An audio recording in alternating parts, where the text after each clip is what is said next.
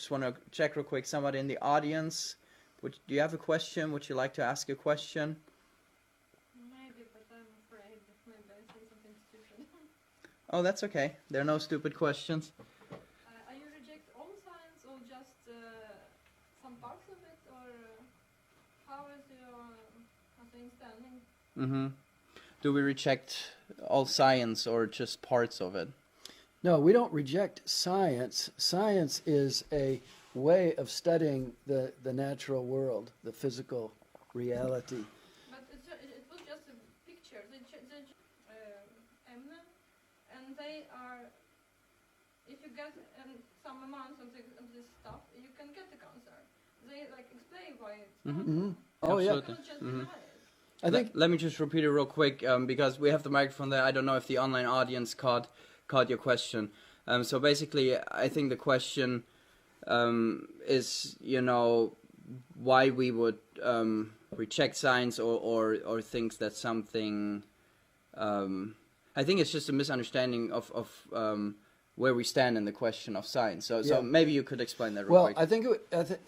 I think it's helpful to recognize that there are two broad categories of science. I like to call them operation science and origin science. Mm-hmm. Operation science is what we normally think of when we think of science.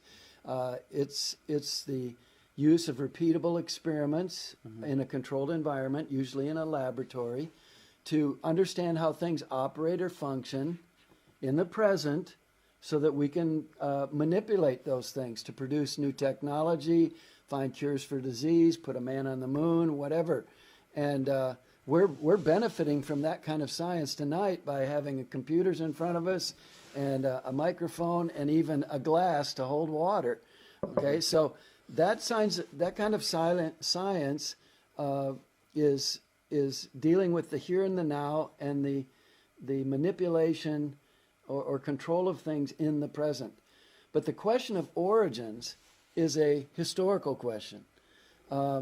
The question of how Saturn came into existence, or how the Grand Canyon was formed, or how the first dog came into existence. You can't recreate the Grand Canyon or Saturn or the first dog in the laboratory. That is an unobservable, unrepeatable event in the past. You may have evidence in the present of that event. In the case of the Grand Canyon, you've got rock layers and erosional features. Mm-hmm. In the case of Saturn, we can see the planets there, and we can see the rings, and we can get up close, and we can see that there's rocks and ice in those rings. So we're observing things in the present, but the question is, how did it come into existence in the past? And so for that kind of question, we need what I like to call origin science. And whereas most of biology, chemistry, physics, medical research, engineering research are in the realm of operation science, the fields of historical geology, paleontology that studies fossils, archaeology, and criminal investigation are a form of origin science or historical science. So in that case, you're not doing repeatable experiments. You have two sources of information to try to reconstruct the unobserved, unrepeatable past. And those two sources of information are the physical evidence in the present that we can observe and any eyewitness testimony about the events of the past, if we have it. So in the case of a criminal investigation, a good police officer is going to look at the evidence at the scene of the supposed crime to determine whether it was a crime or suicide or death by natural cause. And if he's a good police officer, he's going to go and talk to people to see if he can find an eyewitness to help him interpret the evidence. Mm-hmm. In the case of the Grand Canyon, we don't have any human eyewitnesses, and the Bible doesn't specifically speak about the Grand Canyon. Mm-hmm. So we are left with the physical evidence in front of us, mm-hmm. and we're trying to figure out, well, how did those rock layers form? How long did it take for them to form? How was that rock eroded away to make that huge canyon? And how long did that take? and what our assumptions are about the past and about God and about this book and its record of a global flood will influence and control what we see and how we interpret what we see. Going back to the criminal investigation, if you this has happened a number of times in the United States, where a white man is dead, and the police officers investigating are white, and they are convinced, because they're racist, that it was a black man who killed the white man.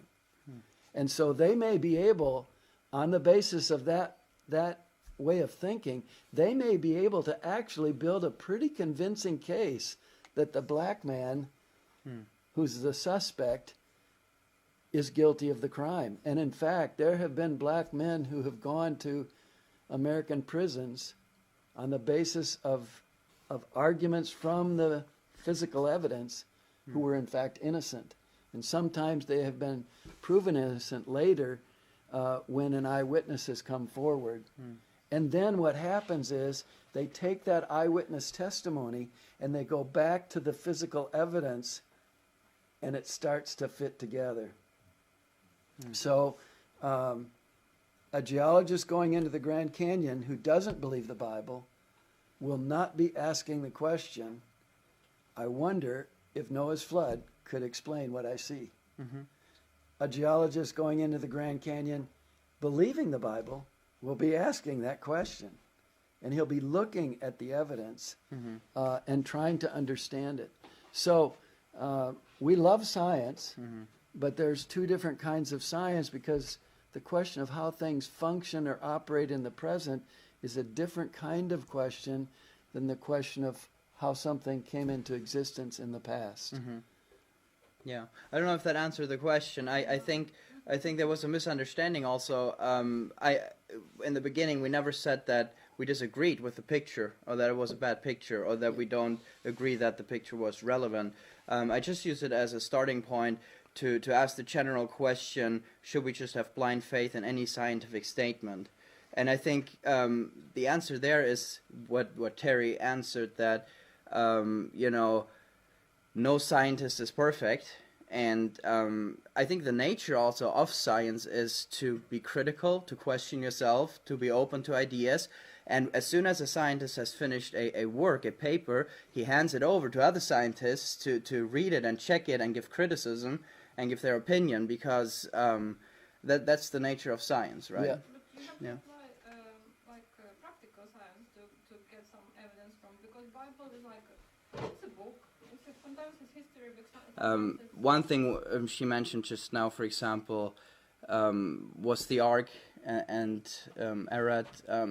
I mean, that's just also a very common misunderstanding, where people think that the modern mountain of Arad is actually the same as, for example, mentioned in the Bible.